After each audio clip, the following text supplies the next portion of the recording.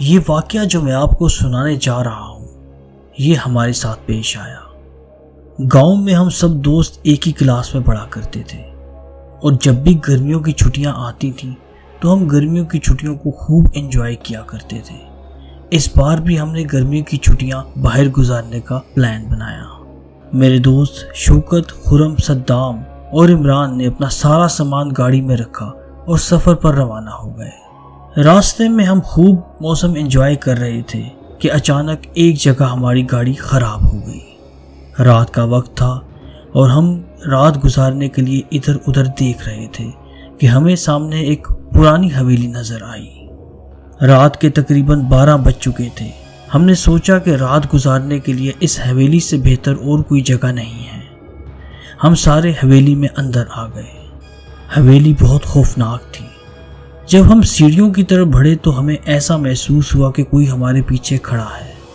ہم بہت خوف زدہ تھے، لیکن پھر ہم اپنے اپنے کمروں میں سونے چلے گئے۔ رات کے تقریباً 2 بج رہے تھے کہ سیڑھیوں پر گھومنے کی آواز آئی۔ ہمارے دوست شوکت کی آنکھ کھل گئی۔ شوکت سیڑھیوں سے نیچے آیا۔ اس نے دیکھا کہ ایک خوفناک آدمی اس کے سامنے کھڑا تھا۔ شوکت اس کو دیکھ کر گھبرا گیا۔ خوفناک آدمی نے شوکت کو بے رحمی سے مار دیا۔ صبح ہوئی تو سب شوکت کو ڈھونڈ رہے تھے۔ سب بہت پریشان تھے کہ ان کا دوست آخر کہاں چلا گیا ہے۔ ڈھونڈتے ڈھونڈتے وہ ایک قبرستان کے قریب پہنچے۔ ان کو وہاں شوکت کی لاش ملی۔ شوکت کی لاش پر پنجوں کے نشانات تھے۔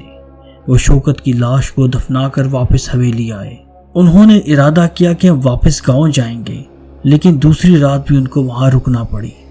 اسی طرح سارے ڈرتے ڈرتے سو گئے، لیکن خرم کو نیند نہ آ رہی تھی کیونکہ وہ یہی سوچ رہا تھا کہ اس کے دوست شوکت کو آخر کس نے مار دیا۔ ابھی وہ انہی خیالات میں گم تھا کہ اسے ایسا لگا کہ کوئی دروازے کے پاس گھوم رہا ہے۔ اس نے جیسے ہی دروازہ کھولا تو وہی خوفناک آدمی کھڑا تھا جس نے شوکت کو مارا تھا۔ اس نے خرم کو اپنی طرف کھینچا۔ خرم چیخنے چلانے لگا، لیکن کسی نے اس کی آواز نہ سنی۔ وہ خرم کو لے کر اسی قبرستان میں چلا گیا۔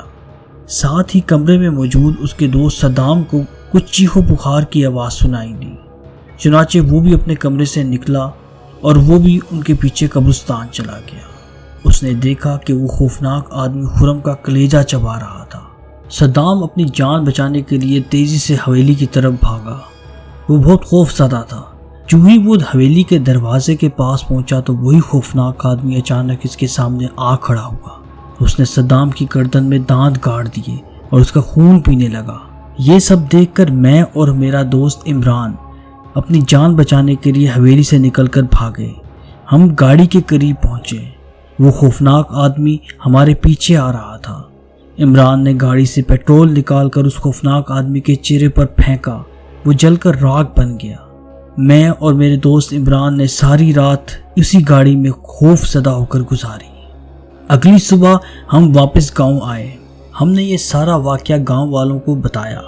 گاؤں والوں نے کہا، خدا کا شکر ادا کرو کہ تم صحیح سلامت واپس آئے ہو، کیونکہ وہ حویلی کافی عرصے سے خالی پڑی تھی اور لوگوں کا یہ ماننا تھا کہ وہاں پر جن بھوت رہتے ہیں۔ اب ہم جب بھی یہ خوفناک واقعہ یاد کرتے ہیں تو ہمارے رونگٹے کھڑے ہو جاتے ہیں۔ ہمیں آج بھی اپنے دوستوں کی یاد ستاتی ہے۔